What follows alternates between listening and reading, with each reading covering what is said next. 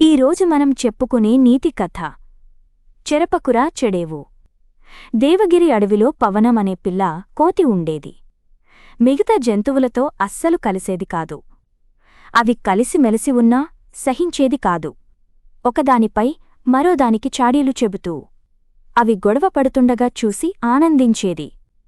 ఒకరోజు పిల్ల కోతి ఆగడాలు భరించలేక జంతువులన్నీ కలిసి దాని తల్లికి ఫిర్యాదు చేశాయి.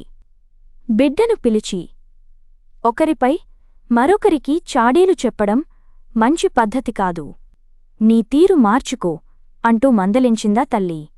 అయినా పిల్ల కోతి బుద్ధి మారలేదు.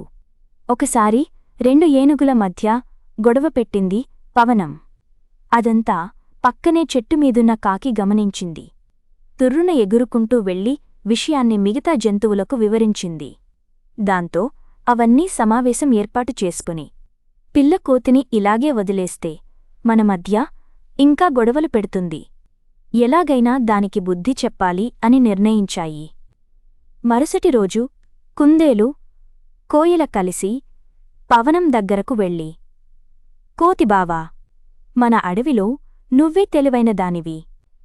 అందుకే నిన్ను రాజుగా చేయాలని తీర్మానించేందుకు జంతువులన్నీ సమావేశమయ్యాయి అన్నాయి. అది విన్న పవనం ఆనందంతో ఇకనుంచి అడవికి నేనే రాజుని అంటూ గెంతులు వేయసాగింది. అప్పుడే అటుగా వచ్చిన మృగరాజు సింహాన్ని కూడా లెక్క చేయకుండా అరుస్తూ దాని చుట్టూ తిరగసాగింది. పట్టరాని కోపంతో పిల్లకోతిమీద పంజా విసిరింది సింహం.